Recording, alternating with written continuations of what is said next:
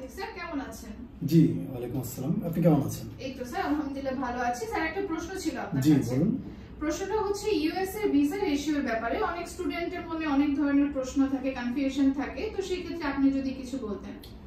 আচ্ছা, বর্তমান সময়ের জন্য খুবই জনপ্রিয় একটি প্রশ্ন বলা যায়, কারণ আমাদের যারা বিদেশি উচ্চশিক্ষায় আগ্রহী যে সকল শিক্ষার্থীরা, তাদের মধ্যে সবারই বা অধিকাংশেরই প্রথম পছন্দ থাকে ইউএসএ, এবং হচ্ছে যে ইউএসএর ইউনিভার্সিটির সংখ্যা অনেক, এবং হচ্ছে যে ওদের পাবলিক ইউনিভার্সিটি অধিকাংশ, এবং হচ্ছে যে ওদের ইউনিভার্সিটিগুলোও ওয়ার্ল্ড র্যাঙ্কিংয়ে খুব ভালো অবস্থানে রয়েছে, এবং ইউএসএর ইউনিভার্সিটিগুলোর টিউশন ফিও অনেকটা সাধ্যের মধ্যে থাকে, প্রায় 8-9 হাজার $US বাৎসরিক টিউশন ফি থেকে শুরু হয়।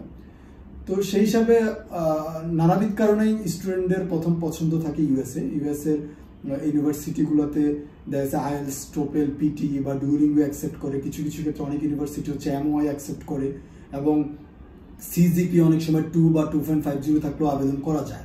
তো যে কারণে ইউএসএটা অনেক শিক্ষার্থীদের পছন্দ, কিন্তু ইউএসএর ভিসা ইস্যু নিয়ে আসলে অনেকের মধ্যে একটা কনফিউশন কাজ করে। তো এই বিষয়টা নিয়ে আসলে বলতে হয় যে ইউএসএতে খুব সহজেই ইউনিভার্সিটিতে আবেদন করে হচ্ছে যে অফার লেটার বা I-20 নিয়ে আসা যায়। আর আপনি যখন এম্বাসিতে ইন্টারভিউতে অ্যাটেন্ড করবেন, তখন এম্বাসিতে আসলে কয়েকটা বিষয় আপনি একটু নিশ্চিত করার চেষ্টা করবেন। এম্বাসি আসলে যে বিষয়গুলো দেখে যে আপনি আসলে বর্তমান আপনার একাডেমিক ব্যাকগ্রাউন্ড কি, আপনি হচ্ছে বাংলাদেশে আসলে কোথায় পড়াশোনা করেছেন, এবং হচ্ছে আপনি কোন ইউনিভার্সিটিতে যাচ্ছেন, ওই ইউনিভার্সিটিটা আসলে অবস্থা কেমন, কোন কোর্সে যাচ্ছেন, এবং আপনার পড়াশোনা করতে যাওয়ার আসলে উদ্দেশ্য কি, এবং আপনি যে যাচ্ছেন সেখানে আপনার একাডেমিক যে কস্টটা, একাডেমিক পড়াশোনার যে কস্ট বা লিভিং কস্টটা, এই পড়াশোনাটার বহন করার অ্যাবিলিটি আপনার আছে কিনা, অর্থাৎ আপনার যিনি স্পন্সর উনি কি করেন, হ্যাঁ, উনি আসলে আপনার পড়াশোনার খরচটা চালিয়ে যেতে পারবে কিনা, এই বিষয়টা যদি আপনি নিশ্চিত করতে পারেন তাহলে অবশ্যই আপনি ভিসা পাবেন।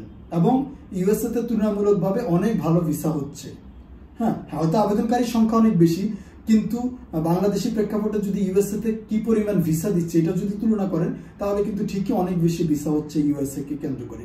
তো আপনি যদি ভালো একটা ইউনিভার্সিটিতে আবেদন করেন এবং I-20 নিশ্চিত করেন, এবং এম্বাসিতে যদি যথাযথভাবে নিজেকে উপস্থাপন করতে পারেন, তাহলে অবশ্যই ইউএসএতে ভিসা আপনি পাবেন। আপনার সাথে আসলে এম্বাসির ব্যক্তিগত কোনো দ্বন্দ্ব নাই যে এম্বাসি আপনাকে ভিসা দিবে না।